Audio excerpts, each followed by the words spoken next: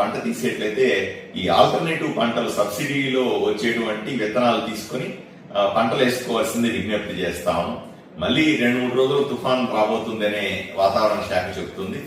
అట్లాంటిది ఏదైనా ఉంటే ఒకసారి మళ్ళీ వ్యవసాయ శాఖ అధికారులను పిలిచి రివ్యూ చేసి రైతులకు తగిన విధంగా సలహాలు సూచనలు ఇస్తారు.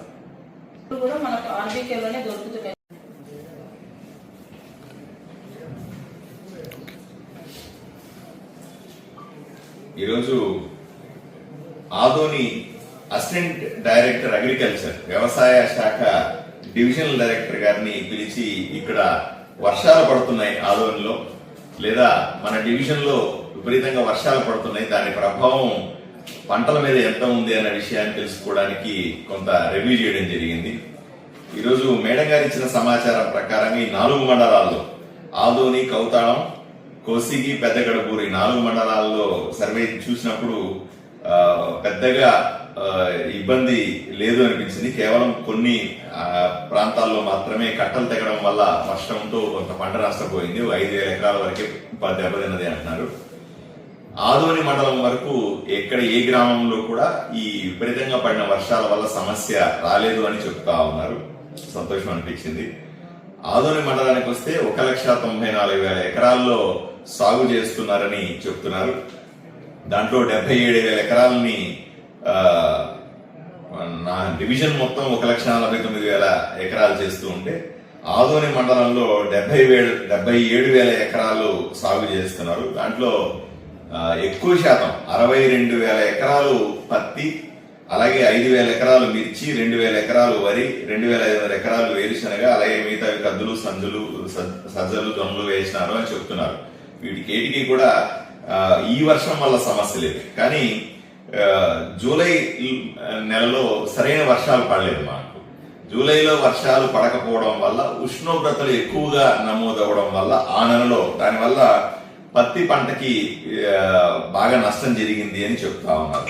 దీనివల్ల 3 కోతలు ఉంటాయి పత్తిలో. మొదటి కోతలో దిగుబడి తగ్గే అవకాశం ఉంది.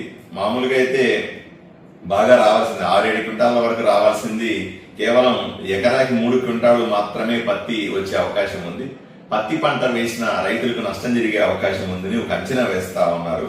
అలా జరగకూడదని కోరుకోవాలి, కానీ పరిస్థితులు అలా ఉన్నాయి. 2వ కోత జరిగినప్పుడు 2 క్వింటాళ్లు, 3వ కోత జరిగినప్పుడు 1 క్వింటాళ్లు, మొత్తం కలిపితే ఒక 6 క్వింటాళ్లు 7 క్వింటాళ్ల వరకు వస్తుంది. కానీ సాధారణంగా అయితే 10-12 క్వింటాళ్ల పత్తి వచ్చే అవకాశం ఉంటుండే సరైన టైంలో వర్షాలు పడి క్లైమేట్ సరిగా ఉంటుంటే. ఇది చాలా బాధాకరం. ఏది ఏమైనప్పటికీ వీళ్ళకి రైతులకు కూడా ఈ వాతావరణ బీమా అని చేస్తారు. ఎకరాకి 8,500 రూపాయలు ఇచ్చే ఒక బీమా పథకం కూడా రైతులకు ఉంది. దాన్ని కూడా ఏ విధంగా విలేజ్ సెక్రటరీల ద్వారా, అగ్రికల్చర్ అసిస్టెంట్ల ద్వారా ప్రభుత్వం ప్రీమియం చెల్లిస్తే వచ్చేటువంటి డబ్బులు, దీన్ని ఎలా ఫాలో అప్ చేయాలో దీన్ని కూడా ఫాలో అప్ చేస్తాం. కాబట్టి ఈ వర్షం ఒక సంతోషం ఏంటంటే ఇప్పుడు పడే వర్షాల వల్ల పెద్ద నష్టం లేదు. కానీ దురదృష్టం ఏంటంటే జూలైలో సరైన టైంలో వర్షం పడకపోవడం వల్ల పంట దిగుబడి తగ్గుతుంది ఈసారి. దీన్ని దృష్టిలో పెట్టుకుని చర్యలు తీసుకోవాలని రైతుల్ని కోరుకుంటా ఉన్నాం. అలాగే ఇప్పుడు ఎవరికైనా సరే, ఏ రైతైనా సరే పంట తగినంత సైజు రాలేదు అని చెప్తున్నారు. బాగా పెరగాల్సినటువంటి మొక్కలు తక్కువ సైజు పెరగడం వల్ల, సైజు పెరగకపోవడం వల్ల కూడా ఒక సమస్య వచ్చింది అని చెప్తున్నారు. అట్లా ఎవరైనా పంట తీసేస్తా ఉంటే, మరీ పండలేదు నష్టం వస్తుందని ఎవరైనా పంట తీసేస్తుంటే ఆల్టర్నేటివ్ గా కొరలు గాని, సజ్జలు గాని, జొన్నలు గాని, లేదా ఉలవలు గాని, ఇవి రైతు